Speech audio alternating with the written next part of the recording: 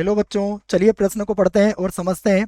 यदि a का परिमाण हमें दिया हुआ है वर्गमूल 26, b का परिमाण दिया है वर्गमूल 7 तथा a क्रॉस b इनका जो कुल परिमाण है वह 13 है, तो a डॉट b का मान है। और हमें इसके लिए विकल्प a, b, c और d चार विकल्प दिए गए हैं और हमें सही विकल्प का चुनाव करना है। प्रश्न को हल करने से पहले प्रश्न के लिए मुख्य अवधारणा लिख लेते हैं। तो प्रश्न की अवधारणा मुख्य अवधारणा में हम प्रश्न से संबंधित दो सूत्रों को लिखेंगे। वह सूत्र क्या है वह देख लीजिए आप। सबसे पहले हमें पता होना चाहिए कि सदिश ए डॉट सदिश बी यह बराबर होता है ए का परिमाण, उसके बाद बी का परिमाण और ये होगा कॉस थीटा। यहाँ जो थीटा होगा वो ए और बी के मध्य कोण होगा। यह पहली मुख्य अवधारणा होगी हमारी। दूसरी मुख्य अवधारणा में हम ए क्रॉस बी को समझेंगे। तो सदिश ए क्रॉस सदिश बी बराबर होता है ए का परिमाण, उसके बाद बी का परिमाण, ये होगा साइन थीटा और यहाँ पर होगा एन केप। तो यहाँ पर जो थीटा है वो क्या है? थीटा जो है वह ए और बी के मध्य का कोण है और ये जो एन केप है यह ए और बी के लंबवत इकाई सदिश है। तो ये दो बातें आप याद रखें। अब हम देखते हैं हमें क्या दिया है, पहले उसे लिख लेते हैं। तो मैं लिखता हूं दिया है हमें दिया है ए का परिमाण, ये है हमारे पास वर्गमूल 26। उसके बाद बी का परिमाण यह दिया हुआ है वर्गमूल के अंदर 7 और उसके बाद दिया हुआ है ए क्रॉस बी और पूरे का परिमाण यह हमें दिया हुआ है 13। तो इसी का प्रयोग हम करेंगे और प्रश्न को आगे बढ़ाएंगे। तो अब हम लिखेंगे ए क्रॉस बी का परिमाण हमें कितना दिया हुआ है, देख लीजिए ये दिया हुआ है 13। तो यहाँ पर लिख लिया हमने 13। उसके बाद इसका सूत्र मैंने आपको लिखवा दिया। इसका सूत्र क्या बनेगा? सबसे पहले लिखेंगे हम ए का परिमाण, उसके बाद बी का परिमाण, उसके बाद साइन थीटा और फिर एन केप और इन सब का परिमाण हो जाएगा और बराबर कितना है? 13 है। अब हमें पता है कि अगर परिमाण का फिर से परिमाण लोगे तो कोई फर्क नहीं पड़ेगा। अर्थ यह हुआ कि यह होगा ए का परिमाण, उसके बाद बी का परिमाण और यहाँ पर है साइन थीटा। और जब हम एन सदिश का परिमाण लेंगे तो यह कितना हो जाएगा? 1 हो जाएगा। इस बात को मैं यहाँ लिख देता हूँ कि एन केप जो है वह इकाई सदिश है और इकाई सदिश का जो परिमाण होता है वह सदैव किसके बराबर होता है? 1 के बराबर होता है। तो बराबर कितना हो गया यहाँ पर? 13। अब हम देखते हैं ए का परिमाण हमें कितना दिया हुआ है। ये दिया हुआ है वर्गमूल 26 और ये वर्गमूल 7 है। तो दोनों को ही लिख लेता हूँ मैं। ये हो जाएगा वर्गमूल 26, यहाँ पर लिख लेते हैं। वर्गमूल में होगा 26 और गुणा वर्गमूल के अंदर है 7 और यहाँ पर है साइन थीटा और बराबर है 13। इसे बटे में लेके आ जाते हैं। तो यह हो जाएगा साइन थीटा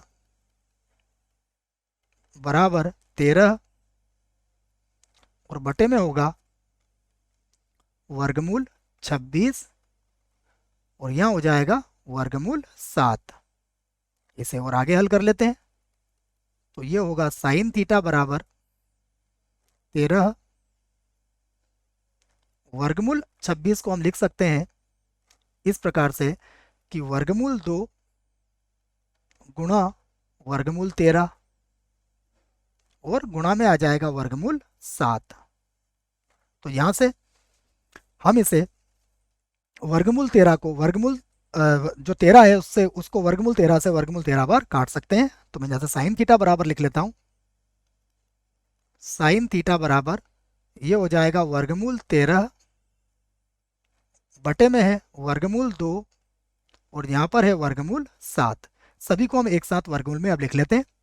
तो ये हो जाएगा साइन थीटा बराबर वर्गमूल के अंदर आ जाएगा 13 और बटे में आ जाएगा 14।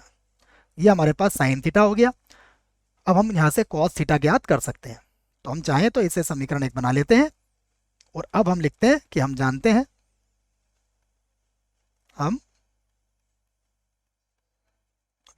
हैं कि cos square theta plus sine square theta दोनों का योगफल 1 के बराबर होता है। तो यहां से हमें कॉस स्क्वायर थीटा बराबर हो जाएगा 1 माइनस साइन स्क्वायर थीटा, जिसका मान हम रख देंगे वर्गमूल 13/14, और इसका क्या हो जाएगा, वर्ग हो जाएगा। तो फिर से लिखेंगे कॉस स्क्वायर थीटा बराबर 1 माइनस, ये होगा 13 और बटे में आ जाएगा 14। लघुत्तम ले लीजिए, तो 14 में से 13 जाएगा तो 1 बचेगा। तो अर्थ ये हुआ कि कॉस स्क्वायर थीटा बराबर आ जाएगा 1/14। यहाँ से हम इसका वर्गमूल ले लेंगे, तो कॉस थीटा बराबर होगा वर्गमूल के अंदर 1/14 यहाँ पर आ जाएगा। अब इसको हम चाहें तो समीकरण 2 बना सकते हैं। हमें क्या ज्ञात करना है, हमें ज्ञात करना है ए डॉट बी। तो अब हम ए डॉट बी ज्ञात करते हैं और यहाँ पर लिख लेते हैं। अतः अब हम ज्ञात करेंगे ए सदिश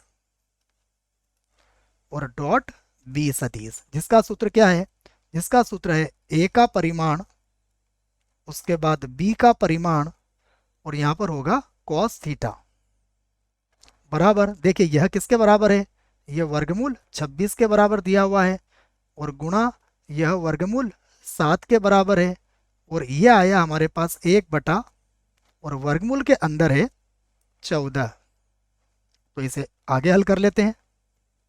ये होगा, सभी वर्गमूल के अंदर आ जाएंगे क्योंकि ये तीनों ही वर्गमूल के अंदर है। तो ये होगा 26 गुणा में होगा 7 और बटे में आ जाएगा आपका 14। इसको हल कर सकते हैं अब आप आराम से। 7 से 14 कट जाएगा 2 बार, और 2 से 26 कट जाएगा 13 बार। तो वर्गमूल के अंदर आ जाएगा 13।